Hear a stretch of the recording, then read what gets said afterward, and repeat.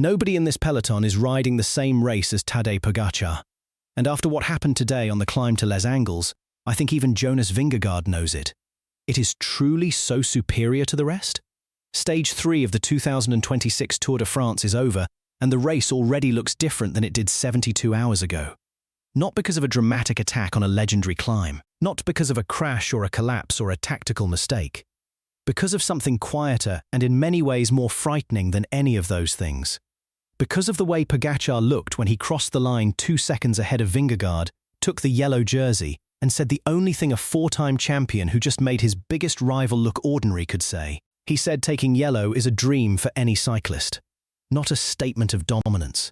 Not a list of rivals he dropped. Just a man who has won this race 4 times telling you he still feels the same thing about this jersey as he did the first time he put it on. That restraint is the scariest part of everything that happened today. What you're seeing now is only scratching the surface. Let me walk you through the stage, because the result alone does not capture what UAE Team Emirates actually did to this race over 196 kilometers from Granollers to Les Angles in 38-degree heat with wildfires close enough to the finish that spectators were told not to come. The day started with chaos, the way the opening Pyrenean stages of this tour always do. Multiple riders attacked from the gun trying to form the breakaway, and for a long time nothing stuck. The heat was already punishing. Arnaud, who had been struggling since Barcelona, abandoned early. Cian, Uijtdebroeks of Movistar, lost contact before the race had really started. By the time a proper move finally formed, it included Alex Bourdin of EF Education Easy Post, a rider sitting 1 minute and 7 seconds behind Vingegaard on general classification, which made him dangerous enough that somebody had to pay attention. And here is where the tactical story of this stage gets genuinely interesting, because for the first hour after that breakaway established itself, nobody was quite sure whether UAE wanted it to go or not. This isn't even the craziest part. We're just getting started. Visma-Lease bike moved to the front to watch the gap. UAE were present but not driving. The deficit floated around 3 minutes and then began to creep up. Bourdin was out there accumulating time and points and threatening to turn a stage break into an actual yellow jersey threat. And then, as if a switch had been flicked somewhere inside the UAE team car, Grosschartner went to the front and the pace changed. Not a panic chase. A controlled, deliberate, metronomic increase in tempo that communicated something very specific to every other team in that convoy. We are not interested in sharing this race. We are here to run it.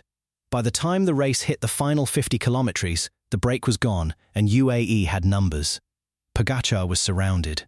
Del Toro was there. Yates was there. The whole machine was intact, positioned, and moving at a pace that was already trimming the back of the peloton in the heat.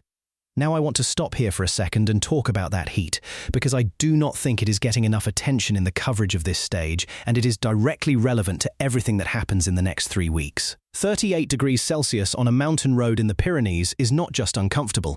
It is physiologically meaningful in ways that separate riders at this level more than gradient or distance alone. Heat forces the body to divert blood toward the skin for cooling instead of keeping it in the working muscles. That diversion costs power. It costs the ability to recover between efforts. It costs the capacity to respond to an acceleration when the legs are already deep in the red from 3 hours of hard racing in direct sun. The riders who handle heat the best are not always the ones who handle cold mountain conditions the best. And the Tour this year has already given us 2 stages in temperatures that most European riders train in for only a few weeks per year. Pogačar grew up in Slovenia and has spent his career based in Monaco and training in conditions across Europe.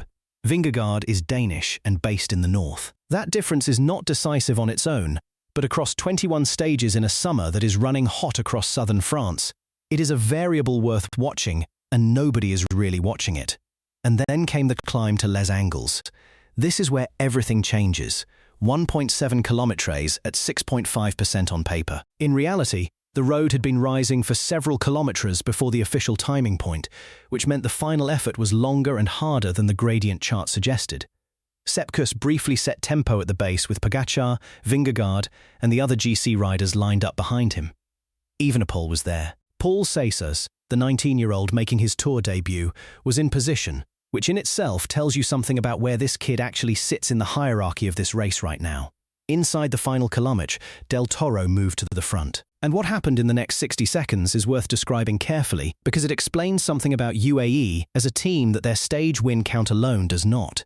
Del Toro had won a Tour de France stage himself just 24 hours earlier. His legs were not fresh.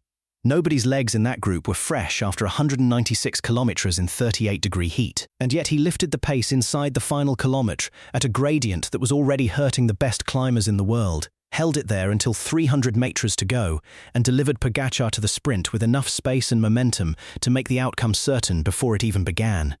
Vingegaard was on his wheel. He followed every move. And when Pogačar opened his sprint at 200 meters with that long, sustained acceleration that has become the most recognizable finishing move in professional cycling, the gap opened immediately. 2 seconds at the line. Small on paper. Enormous in what it communicates. Because Vingegaard was not dropped. He was not distanced on the climb. He rode perfectly and still lost by 2 seconds because Pogačar was simply faster at the moment that mattered. That is a different kind of defeat than getting shelled on a long mountain stage. That is a defeat that tells you the man next to you has an extra gear you cannot access regardless of how well you ride your own race. Pogačar afterwards said it plainly. He said it was because of Isaac that he got extra power in the final, that Del Toro committed more than 100% on that last climb. He credited his teammate before he said anything else. And I think that quote matters beyond the usual post-race generosity, because it points directly at something that makes UAE look genuinely different from every other team in this race. In the space of 2 stages, Pogačar gifted a Tour de France stage win to Del Toro, and Del Toro repaid it by burning himself completely to deliver Pogačar to a sprint he could not lose. That is not a transaction. That is a team operating with a level of mutual trust that teams spend years trying to build and almost never achieve at the speed these two have managed it. Del Toro has been in the World Tour for 2 seasons. He is 22 years old, and he is already the most important domestique Pogačar has ever had. Now look at the general classification, because this is where the race gets complicated in a way that the headline does not capture. The most unbelievable moment is still to come. Pogačar and Vingegaard are on exactly the same time. Not close. Identical. 8 hours, 46 minutes and 55 seconds. The yellow jersey sits with Pogačar only because the rules give it to the rider with the better combined placing across stages when times are level, and Pogačar's 2nd place on stage 2 and 1st place today beats Vingegaard's 4th and 2nd. Change one of those placings and the jersey changes hands. That is how tight this is after 3 days of racing. Evenepoel sits 3rd at 23 seconds, which is far enough back to be a real gap, but close enough to be relevant if anything goes wrong for either of the top 2 in the next 3 weeks. Del Toro is 4th at 24 seconds, Ayuso 5th at 27, and Seixas 6th at 42 seconds, which for a 19-year-old on his Tour debut after the first Pyrenean stage of the race is an extraordinary position to be in. And here is the thing about that general classification that I think matters most going forward. The next part will blow your mind. The gaps between the top 6 are so small that a single summit finish, a single bad day from anyone in that group, a single crash or mechanical or stomach problem could completely rearrange the order. This race is not decided yet. It is barely started. Pogačar has the yellow jersey, but he does not have control. And the distinction between those two things is everything when you are talking about 3 weeks and the Alps still to come. Before I get to what happens tomorrow, I want to talk about something that the Stage 3 result quietly confirmed, and that I think will define the shape of this entire tour from here. It is not about Pogačar. It is about Visma-Lease, a bike, and the specific problem they are now facing that no amount of team strength can fully solve. Visma have Vingegaard. They have Jorgensen. They have Sepp Kuss. On paper, their mountain lineup is as strong as it has ever been, even without Wout van Aert, who was ruled out before Barcelona with an elbow injury sustained in training. But the way UAE have been racing these first 3 stages has exposed something about how Visma are constructed that matters enormously in a race that has this many summit finishes in the final week. Visma protect Vingegaard. They ride for him, around him, ahead of him. Their entire structure is built to deliver one man to the final kilometre in the best possible condition. UAE, by contrast, are producing 2 riders who can win stages and sit inside the top 5 overall simultaneously. Del Toro is not a domestique in the traditional sense. He is a co-leader being groomed in real time, race by race, stage by stage. And that means that on any given day, Visma have to decide whether they are riding to beat Pogačar or riding to beat Del Toro, because those are increasingly not the same tactical problem. That is a pressure that will compound as the race moves deeper into the mountains, and I do not think Visma have a clean answer to it yet. Stage 4 tomorrow is 182 kilometers over rolling roads around the Cathar castles of southeastern France, 4 categorized climbs and another punchy finish in Foix.